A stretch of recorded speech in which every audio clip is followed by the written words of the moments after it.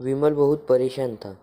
उसे समझ नहीं आ रहा था कि वो इस परिस्थिति से कैसे निपटे।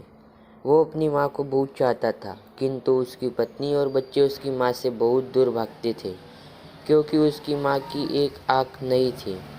साथ ही उसकी कमर भी 90 अंश पर झुकती थी। वैसे वह अपना काम सब खुद कर लेती है, किंतु फिर भी वो अपनी पत्नी और बच्चों के लिए हमेशा खटकती थी। दादी, आप ऊपर के कमरे में जाओ, मेरे दोस्त आ रहे हैं, विमल के बेटे अखिल ने बड़े बेरुखी से कहा। पर बेटा, मैं तो यहाँ बहुत दूर बैठी हूँ, विमल की माँ ने बहुत प्यार से कहा। नहीं, आप उसके सामने मत रहो, वो मुझे चिढ़ते हैं, अखिल ने जोर से डांटते हुए कहा। क्या हुआ अखिल, क्यों चिल्ला रहे हो? विमल की पत्नी कामनी ने किचन से ही आवाज़ दी। देखो न माँ, ये दादी यही ड्राइंग रूम में बैठी है और मेरे दोस्त आ रहे हैं, अखिल ने शिकायत भरे लहजे में कहा। माँ जी, आप ऊपर चली जाओ, क्यों हम लोगों को लजवाती हो? कामनी ने बेटे का पक्ष लेते हुए कहा। बेचारी सरस्वती चुपचाप उठकर जीने के सहारे ऊपर जाने लगी। कमर झुकी होने के कारण उन्हें ऊपर चढ़ने में बहुत परेशानी हो रही थी, किंतु वो पूरी ताकत से ऊपर के एक अकेले कोने वाले कमरे में जाकर बैठ गई। विमल बाजू के कमरे से सब सुन रहा था। उसे कष्ट हो रहा था कि उसकी माँ को अपमानित होना पड़ रहा है, किंतु वो असहाय था। अगर वो कुछ करता तो पत्नी और बच्चे उसका विरोध करने लगते थे। दूसरे उसके तर्क भी सही लगते हैं। चूँकि वो एक प्रशासकीय अधिकारी था, उसका सामाजिक स्तर बहुत ऊंचा था। उसकी ससुराल भी एक ऊंचे घराने में थी, अतः वह चुपचाप इस तरह हर दिन अपनी माँ को अपमानित होते देखता रहता था।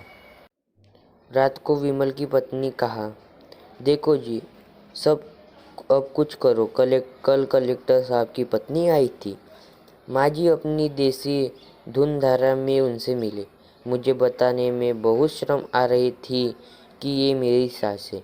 मैंने कह दिया कि दूर की रिश्तेदार है, इलाज करने आई है। विमल को रोना आ गया, किंतु फिर भी वह चुप रहा। उसे समझ में नहीं आ रहा था कि वो क्या करे।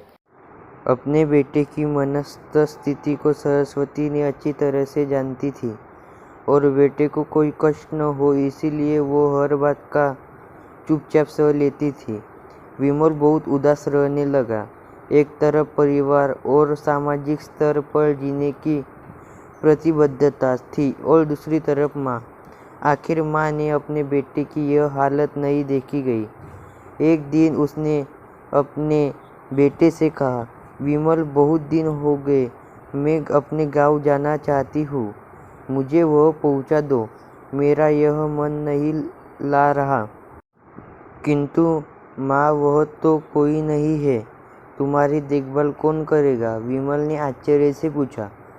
अरे सब गांव वाले तो यह है और वो तुम्हारे मामा जी तो उसी गांव में रहते हैं और फिर हम सारी व्यवस्थाएं कर आएंगे ना।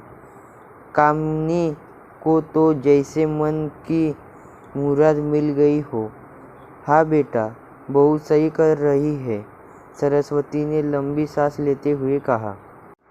विमल जानता था कि गांव में माँ की देखभाल करने वाला कोई नहीं है, लेकिन अपनी पत्नी की जिद के कारण वह अपनी माँ को गांव छोड़ने पर विवश हो गया। माँ तो गांव छोड़कर आते वक्त उसे रोना आ रहा था तथा अपनी बेबसी पर गुस्सा भी नहीं रहा था, किंतु परिवार, पत्नी और समाज ने उसके इन मनोभावों को दबा लिया और वो सुकून सा महसूस करने लगा। कुछ दिनों के बाद उसके चाचा, जो अमेरिका में रहते थे, आने वाले थे। जब विमल बहुत छोटा था, उसके पिता जीवित थे तब वो भारत आए थे और उसके बाद वो अब भारत आने वाले थे। पूरा परिवार और आस पड़ोस बहुत उत्साहित था। अमेरिका से विमल के डॉक्टर चाचा आ रहे थे।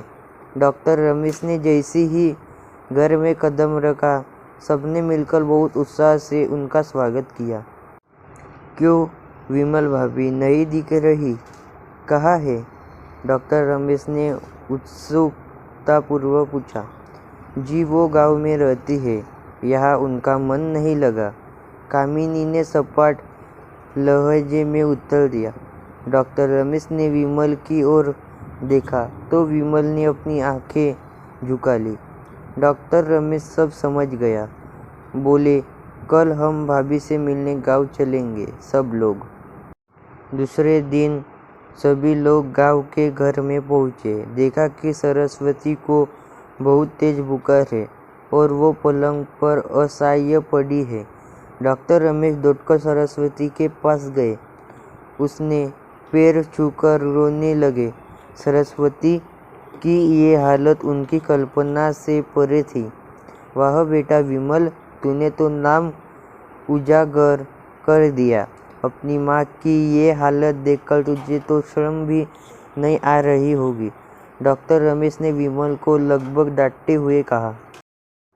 नहीं देवर जी, विमल का कोई दोष नहीं है, मैं खुद गाँव आई थी।